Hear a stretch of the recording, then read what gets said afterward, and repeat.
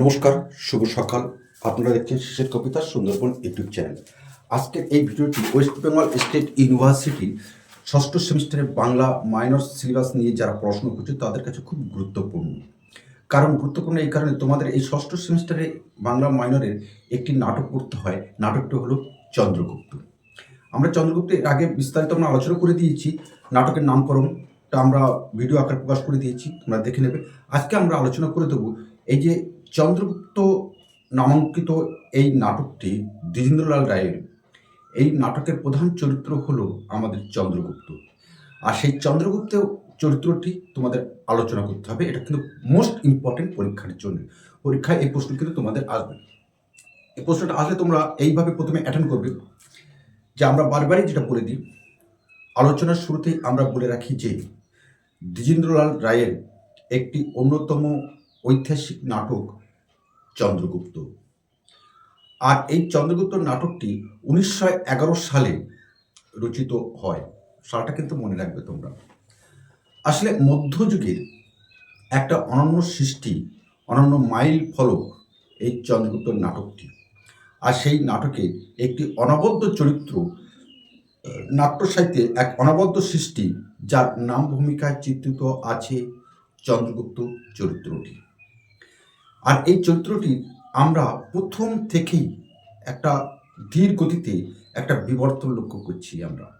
আর সেই বিবর্তন তার চরিত্রের মধ্যে এসেছে, তার একটাই কারণ, এই চন্দ্রগুপ্ত হলো আগামী ভারতবর্ষের স্বপ্ন দ্রষ্টা। এটা মাথায় রেখে দেবে, আগামী ভারতবর্ষের স্বপ্ন দ্রষ্টা। এবার আমরা চন্দ্রগুপ্ত চরিত্রের মধ্যে কিভাবে বিবর্তন আসলো সেটাই আমরা আলোচনা করব। আমরা জানি এই চন্দ্রগুপ্ত চরিত্রটির মধ্যে একটা অসামান্য বীরত্ব আমরা দেখতে পাই। আর এই বীরত্ব হলো তার চরিত্রের একটি অন্যতম বৈশিষ্ট্য।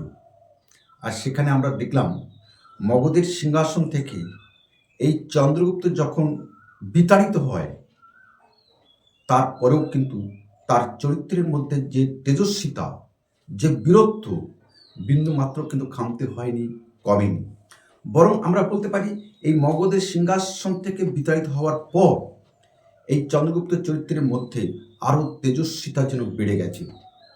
কারণ এই বিতাড়িত হওয়ার পরে আমরা আশ্চর্যজনকভাবে আমরা লক্ষ্য করলাম এই চন্দ্রগুপ্ত গ্রিক সেনাপতি সেলুকাসের কাছ থেকে কি করলো, যে সামরিক শিক্ষা গ্রহণ করলো। আর এই সামরিক দিক থেকে তার যে শৌর্য, বীর্য, বীরত্ব দেখে স্বয়ং আলেকজান্ডার মুগ্ধ হয়েছিলেন। আসলে তার এই শৌর্য, বীর্য এবং তেজস্বিতা, তার চরিত্রের মধ্যে কোনো অহংকার নাই, বলা যেতে পারে তার চরিত্রের একটি অন্যতম মূল্যবান সম্পদ। আসলে এই চন্দ্রগুপ্তের ইচ্ছা ছিল, আশা ছিল, আকাঙ্ক্ষা ছিল, প্রত্যাশা ছিল ভারতবর্ষের ঋত গৌরব যাতে পুনরুদ্ধার করা যায়, তার জন্য যাবতীয় পরিকল্পনা কিন্তু আমাদের চন্দ্রগুপ্ত গ্রহণ করেছিলেন, সংকল্প গ্রহণ করেছিলেন। আর সেই সংকল্প গ্রহণ করেছিলেন তার গুরুদেব কে। আসছে আমরা আলোচনা শুরুতে বলছিলাম চন্দ্রগুপ্ত হলো আগামী ভারতবর্ষের স্বপ্ন দ্রষ্টা। সত্যিকারই তাই। যিনি কেবল মগধের সিংহাসন ফিরে পেতে চাননি, যে মগধের সিংহাসন থেকে তিনি বিতাড়িত হয়েছেন, সেই সিংহাসন ফিরে পেতে চাননি। আসলে তার লক্ষ্য ছিল যে সমগ্র আর্যবর্তকে এক সূত্রে গঠিত করা বা এক সুতের মধ্যে মাল আকারে তৈরি করা। আর এই পথ জন্য তিনি চাণক্যর কথা যেটা বলছিলাম, তার গুরু চাণক্যের নির্দেশে গ্রিক আক্রমণকারীদের ভারত থেকে বিতাড়িত করার যাবতীয় সংকল্প তিনি গ্রহণ করলেন এই চাণক্যের কাছ থেকে। আসলে তার চরিত্রের মধ্যে যে সংকীর্ণতা বা প্রাদেশিকতা, এটা কিন্তু আমরা দেখতে পাই না। তার চরিত্রের মধ্যে বিন্দু মাত্র কোনো সংকীর্ণতা নেই, কোনো প্রাদেশিকতা নেই। তার স্বপ্ন ভারতবর্ষ, আমার ভারতবর্ষ।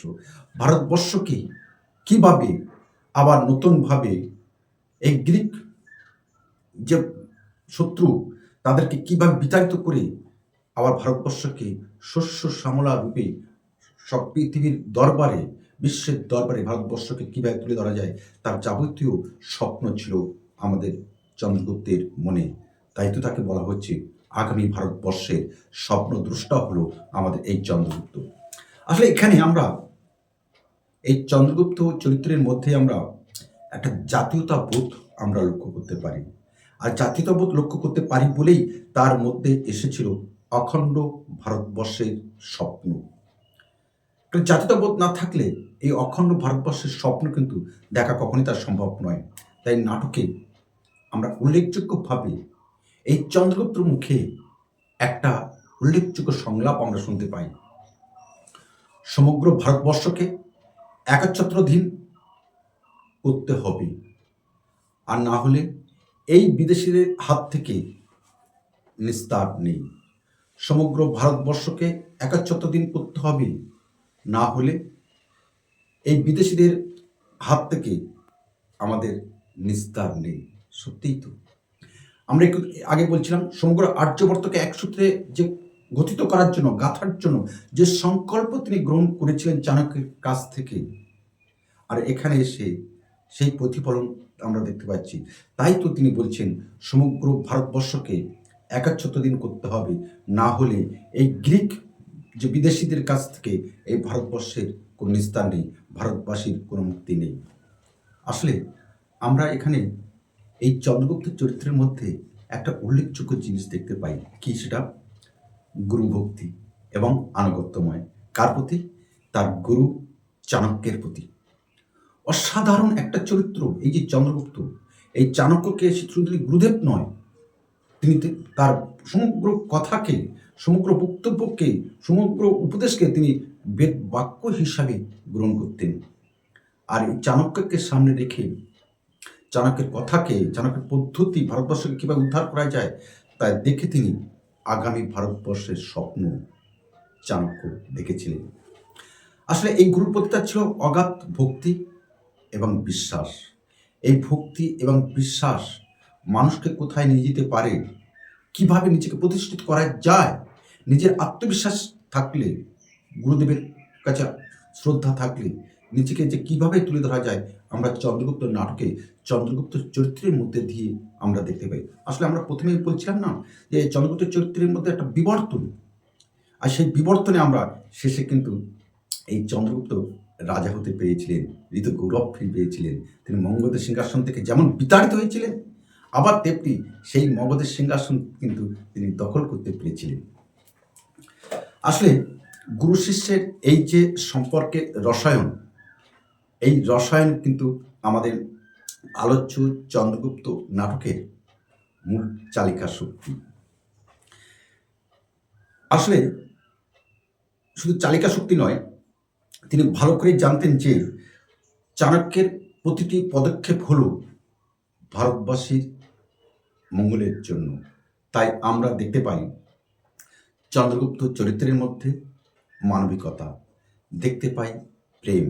এই চন্দ্রগুপ্ত কেবল একজন যোদ্ধা ছিলেন না, একজন বীর ছিলেন না, তার হৃদয়ের গভীরে ছিল একটা প্রেম সত্তা, প্রেমিক সত্তা। যে প্রেমিক সত্তা আমরা দেখতে পাই হেলেনের সামনে যখন এই চন্দ্রগুপ্ত আসে। আসলে তার মনের মধ্যে একটা প্রবলভাবে বিকশিত হল প্রেমের স্ফুরণ। গ্রিক কন্যা হেলেনের প্রতি তার আকর্ষণ ছিল সুমধুর। শুধু সুমধুর নয়, অকৃত্রিম। আমাদের অনেকের সম্পর্ক থাকলে একটা কৃত্রিমতা ভরা, নাটকে ভরা, কিন্তু এই যে গ্রিক কন্যা হেলেনের সাথে আমাদের চন্দ্রগুপ্তের যে চরিত্রের বিবর্তন, চন্দ্রগুপ্তের একটা সম্পর্ক ছিল কিন্তু মধুর, সুমধুর এবং অকৃত্রিম। যুদ্ধের ময়দানে তিনি যেমন কঠোর পরাক্রমশীল একজন যোদ্ধা, ঠিক ব্যক্তিগত জীবনে তার ততোধিক ছিল প্রবল সংবেদনশীল। তাই আমরা দেখতে পাই যে সেলুকাসকে যখন এই চন্দ্রগুপ্ত পরাজিত করল, আমরা জানি যাকে আমরা যুদ্ধে বা অন্যান্য কৌশলে যাকে আমরা পরাজিত করি তার প্রতি আমরা ঘৃণা বর্ষণ করি, কিন্তু আশ্চর্যভাবে এই সেলুকাসকে যখন আমাদের চন্দ্রগুপ্ত পরাজিত করলেন, পরাজিত করে তাকে সেলুট জ্বালালেন, সম্মান প্রদর্শন করলেন। এটাই তো চরিত্রের বিবর্তন, এটা চরিত্রের বিবর্তন একটা। অর্থাৎ তাকে সম্মান প্রদর্শন করলেন, কাকে? পরাজিত ব্যক্তিকে। ভাবা যায় না এই চরিত্র, এমন ঐতিহাসিক চরিত্র সত্যিই নাট্য সাহিত্যে একটা বিরল, আসলে বিরল প্রতিভার অধিকারী আমাদের এই চন্দ্রগুপ্ত। আবার অপরদিকে আমরা দেখছি যে হেলেনের সাথে তার যখন পরিণয় হলো, আর সেটাই প্রমাণ করে দেয় তিনি কেবল রাজ্য জয় করতে চাননি, তিনি অখণ্ড ভারতবর্ষের স্বপ্ন দেখেছিলেন, মানুষের মন জয় করতে চেয়েছিলেন। আর মানুষের মন জয় করতে চেয়েছিলেন বলেই যে সেলুকাসের প্রতি তার যে শ্রদ্ধা সম্মান, সেটাই কিন্তু তার প্রমাণ করে দেয় চন্দ্রগুপ্তের চরিত্রের মধ্যে। শুধু তাই নয়, এখানে আমরা আশ্চর্যভাবে লক্ষ্য করলাম যে হেলেনের প্রতি তার গভীর অনুরাগ কিন্তু গভীরভাবে প্রকাশিত হয়েছে।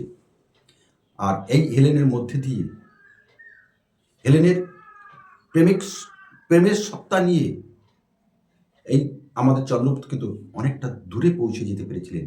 তাই এখানে চন্দ্রগুপ্তকে আমরা বলতে শুনি, হেলেন, এই রুক্ষ ভারত ভূমিতে তোমার মতন পারিজাত ফুটেছে দেখে আমি বিস্মিত হই। কি বলছে? সেলুকাসকে পরাজিত করার পর যখন এই চন্দ্রগুপ্ত হেলেনের সামনে আসলো, এসে হেলেনের উদ্দেশ্যে বলছে, হেলেন, এই রুক্ষ ভারত ভূমিতে তোমার মতন পারিজাত ফুটেছে দেখে আমি বিস্মিত হই। ভাবা যায় একজন যোদ্ধা, একজন বীর যোদ্ধা যুদ্ধের ময়দান থেকে এসে তার প্রেমের সত্তা কিভাবে স্ফুরণ হলো, এই কথার মধ্যে দিয়ে আমরা দেখতে পাই। আসলে চন্দ্রগুপ্ত একজন আদর্শ নৃপতি রাজা। চন্দ্রগুপ্ত চরিত্রের তার মধ্যে আছে নৈতিক আদর্শ। তিনি নিজের ভাইদের বিরুদ্ধে যখন যুদ্ধ করবেন, তার মনের মধ্যে একটা অনৈক্য ভাব এসে গেছিল, একটা দোলাচল বৃত্ত এসে গিয়েছিল, একটা দ্বিধাগ্রস্তের মধ্যে তিনি পড়ে গেছিলেন। তিনি ভাইদের বিরুদ্ধে কিভাবে যুদ্ধ করবেন, কিন্তু ওই যে আমরা বললাম চাণক্যর মতন গুরুদেব তিনি পেয়েছিলেন। সেই চাণক্যের উপদেশকে সামনে রেখে, মাথায় রেখে, মনে রেখে, তার মনের মধ্যে দ্বিধাগ্রস্ত ছিল, ভয় ছিল, সংকট ছিল, সব কিছু কাটিয়ে কিন্তু তিনি যুদ্ধের ময়দানে অবতীর্ণ হলেন। আসলে এই চন্দ্রগুপ্ত কিন্তু কোনো প্রতিশোধকামী শক্তি নয়, বরং তিনি ন্যায়পরায়ণ শাসক হতে চেয়েছিলেন। আজকে এই সমাজে, এই এখন বর্তমান কালে এমন নিরপতি, এমন রাজা সত্যিই কিন্তু বিরল। আর সেই বিরল চরিত্রের মধ্যে আমাদের মধ্যযুগের নাট্য সাহিত্যে একটি অন্যতম চরিত্র হলো আমাদের এই চন্দ্রগুপ্ত, যার ফলে তার চরিত্রের মধ্যে আমরা নানান বিবর্তনের মধ্যে দিয়ে শেষ পর্যন্ত কিন্তু তিনি মগধের সিংহাসন কিন্তু নিতে পেরেছিলেন। আমরা আজকের ভিডিওটি শেষ করব এইভাবে যে পরিশেষে আমরা বলতে পারি যে চন্দ্রগুপ্ত নাটকের মধ্যে চন্দ্রগুপ্ত শুধু একটি নাম নয়, তিনি একজন স্বাধীন চেতা ও সফল সম্রাট, যার মনের মধ্যে ছিল একাগ্রচিত্ততা, মনের মধ্যে ছিল ন্যায়পরণতা, যার ফলে এই চন্দ্রগুপ্ত চরিত্রের মধ্যে যে তেজস্বিতা আমরা লক্ষ্য করি, যে তেজস্বিতার প্রকাশ পায়, তা সত্যিকারেই বিরল নাট্য সাহিত্যে। তাই বলা যেতে পারে যে আধুনিক ভারতের প্রতীক হল, আধুনিক ভারতের স্বপ্নদ্রষ্টা হল আমাদের এই চন্দ্রগুপ্ত, যেখানে চাণক্য হল আগামী ভারতবর্ষের একজন সফল রূপকার, আর সেই সকল রূপটা দিয়েছিলেন আমাদের এই চন্দ্রগুপ্ত। আসলে চন্দ্রগুপ্তের চরিত্রের মধ্যে যে দৃঢ়তা, যে উদারতা, যে প্রেমিক সত্তা আমরা দেখতে পাই, তা বাংলা নাট্য সাহিত্যের ইতিহাসে একটা অবিস্মরণীয়। আর অবিস্মরণীয় হওয়ার কারণে এই চন্দ্রগুপ্ত চরিত্রটিকে আমরা জাতীয় নায়ক হিসাবে অবশ্যই আমরা এখানে প্রতিষ্ঠা করতে পারি। তোমরা ঠিক শেষ করবে এইভাবে। আশা করছি স্বল্প সময়ের ব্যবধানে এই সংক্ষিপ্ত পরিসরে তোমাদের এই চন্দ্রগুপ্ত নাটকের, দ্বিজেন্দ্রলাল রায়ের চন্দ্রগুপ্ত নাটকের চন্দ্রগুপ্ত চরিত্রের পুঙ্খানুপুঙ্খ বিশ্লেষণ আমরা এই আজকের এখানে ক্লাসে করতে পেরেছি।